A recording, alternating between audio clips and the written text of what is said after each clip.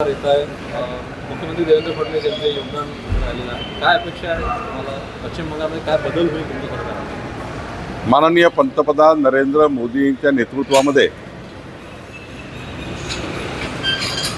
बंगालचे मुख्यमंत्री सुवेंदु अधिकारी यांनी आज कार्यभार स्वीकारला. डबल इंजिन सरकार आला आहे. विकसित भारत, विकसित पश्चिम बंगालचा संकल्प घेऊन आला आहे.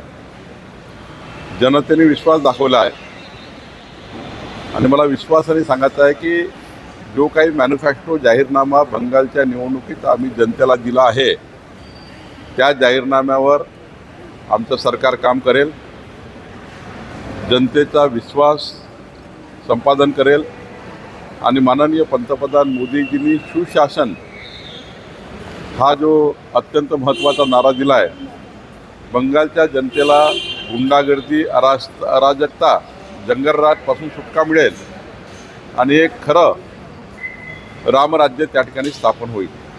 जे वैयक्तिक आरोप केला की ठाणे जिल्ह्याची जवळपास 6,000 कोटींची जमीन जी आहे ती 2 कंपन्यांना देण्याचा हात या सरकारनं घातल्याचा आरोप केलेला आहे. विजय वडेट्टीवारजीला पूर्ण माहिती नाही, मी त्यांना कालच माहिती दिली आहे. खरं तर 99 वर्षाची लीज, 999 वर्षाची लीज आहे आणि इंग्रजाच्या काळापासून लीज दिली होती. पण ही गोष्ट खरी आहे की महसूल संहितेप्रमाणे ही जमीन क्लास 2 आहे. परवा नरवा जो हायकोर्टाचा निकाल आला, उच्च न्यायालयाने हे जमीन मीरा साल्ट कंपनीच्या नावाने देण्याचा निर्णय केला आहे. आम्ही पूर्ण बाजू कोर्टामध्ये मांडली आणि या कोर्टामध्ये युनियन ऑफ इंडिया पार्टी होती.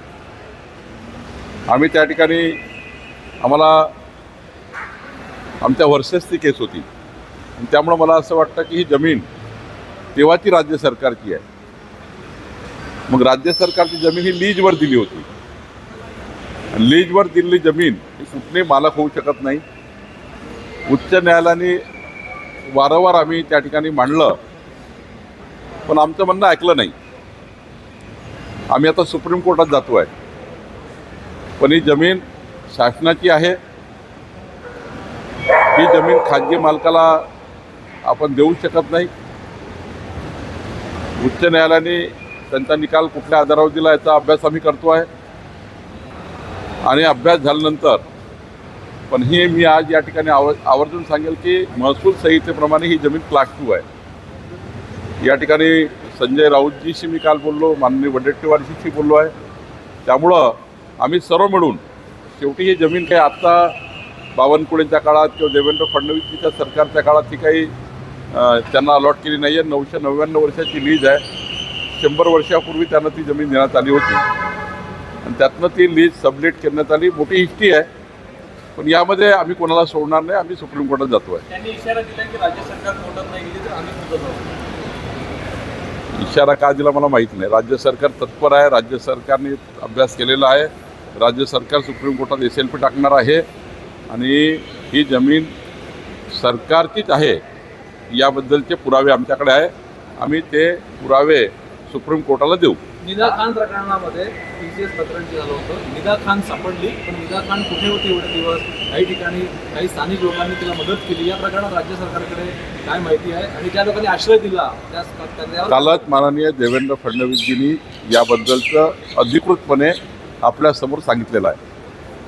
समन्वय समिती एक स्थापन झालेली आहे, मंत्र्यांची समन्वय समिती आहे, मात्र प्रदेशाध्यक्ष नसल्यामुळे काही प्रश्न पण उपस्थित केले जातात. राज्य सरकारमध्ये माननीय मुख्यमंत्री एकनाथजी, सुनेत्रा पवारजी यांनी तिन्ही सरकारमधल्या 3 महत्त्वाच्या पक्षाच्या समन्वयाची ही मंत्री गटाची एक निर्मिती केली आहे. हा मंत्री गट आहे.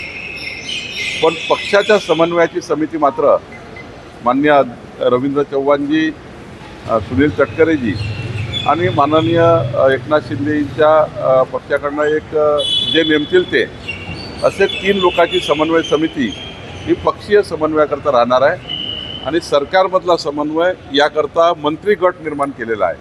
त्यामुळं याचा त्याचा काही संबंध नाही, त्याचा काही संबंध नाही. कुणी असा अर्थ काढू नये की प्रदेशाध्यक्ष आहेत का नाही आहे. त्यामुळं पक्षीय लेवलचा समन्वय वेगळा आहे. सरकारच्या लेवलला एक मंत्रिगट तयार झाला आहे. अवकाळी पाऊस काल काही ठिकाणी झाला, राज्यात अमरावतीत झाला, कोकणात झाला, काही ठिकाणी झाला, नुकसान झालेलं आहे. महसूल विभागाचे काय आदेश आहेत कसं? महसूल विभागाचे स्टँडिंग ऑर्डर आहे. कुणाही तहसीलदार, ADOनी, कलेक्टरनी वाट पाहायची गरज नाही, वाट बघायची गरज नाही. स्टँडिंग ऑर्डर आहे की NDRF, ADRFच्या नियमाप्रमाणे शेतकऱ्यांना मदत करा. जसा त्या ठिकाणी अवकाळी पाऊस पडला तातडीनं पंचनामा केलाच पाहिजे. आता सरकारच्या वेगळ्या आदेशाची गरज राहिली नाही. जसे अवकाळी पाऊस पडला जिल्हाधिकारी, ADO, तहसीलदार, कृषी अधिकारी यांनी तातडीनं सर्वे करायचा आहे आणि SDRFच्या NDRFच्या नियमाप्रमाणे मदत करायची आहे. 10वीच्या निकालामध्ये 94,000 विद्यार्थी मराठी भाषेतून नापास झाले. उलट इंग्रजी भाषेचा निकाल जे ते 100% लागले. नाही, मराठी भाषेचा निकाल 100%च लागला पाहिजे या मताचा आम्ही सर्व आहोत. त्यासाठी सरकार काम करत आहे. मी सर्व विद्यार्थ्यांना विनंती करेल, पालकांना विनंती करेल की मराठी भाषा जी मातृभाषा आहे, मातृभाषेचा विषय आपले विद्यार्थी पास झाले पाहिजे. याकरता सर्व पालकांनी, महाराष्ट्राच्या सर्व नागरिकांनी ते प्रयत्न केले पाहिजे. शरद पवार पक्षाच्या प्रवक्ते प्रकाश लवांड यांच्यावर शाहीफेक करण्यात आली. वारकरी संप्रदायात शाहीफेक झालेली आहे. वारकरी संप्रदायामध्ये वाद निर्माण झाला आहे. लवंडेचे राष्ट्रवादी प्रवक्ते त्यांच्यावर संग्राम भंडारे नावाच्या दुसऱ्या वारकरी संप्रदायाच्या व्यक्तीने शाहीफेक केलेली आहे. संप्रदायामध्ये असं पद्धतीनं नाही, मला याच्याबद्दल काही माहिती नाही, त्यामुळं मी योग्य वेळी बोलेन. पश्चिम बंगालने आज एक सरकार बनली. असं एक नवीन नागपूर संदर्भात जमीन अधिग्रहणासंदर्भामध्ये हालचाली पुढे झाल्या. जमीन अधिग्रहण ही सुरू झालेलं आहे. पहिलं जे शेत आहे त्याला 4 कोटी रुपये हेक्टरी काय सांगाल, तुमचं आव्हान काय या परिसरामध्ये? या परिसरातल्या सर्व जनतेची मी बैठक घेतली होती. आधी त्यांच्या मनात अनरेस्ट होता की आम्हाला योग्य भाव मिळणार नाही, पण जी बैठक घेतली त्यामध्ये चांगला भाव शेतकऱ्याला मिळाला. मला या गोष्टीचा आनंद आहे. भूसंपादन मंत्री म्हणून मला या गोष्टीचा न्याय करता आला. शेतकरी आनंदात आहे त्यांना जे पैसा मिळाला आणि त्यांना भूखंडसुद्धा मिळणार आहे. आणि त्यामुळं मला असं वाटतं नवीन नागपूर बसवताना शेतकऱ्याचा कुठलाही अन्याय होणार नाही ही काळजी सरकारने घेतली आहे. सर, पश्चिम बंगाल में आज पहली बार बीजेपी की सरकार बनी है. क्या कहोगे, क्या स्थिति रहेगी? माननीय पंतप्रधान नरेंद्र मोदी जी के नेतृत्व में शुभेंद्र अधिकारी जी उन्होंने वहाँ मुख्यमंत्री करके शपथ ली है. विकसित पश्चिम बंगाल का संकल्प शुभेंद्र अधिकारी जी ने किया है और माननीय पंतप्रधान मोदी जी ने सुशासन और वहाँ का जंगल राज, वहाँ की मुगलशाही, वहाँ का आतंक खत्म करने का नारा दिया है. और मुझे विश्वास है कि डबल इंजन सरकार, मोदी जी की और शुभेंद्र अधिकारी जी की सरकार, डबल इंजन सरकार, जो वायदे हमने चुनाव में किए थे वो वायदे हम पूरे करेंगे. हमारा जो मैनिफेस्टो हम पूरा करेंगे.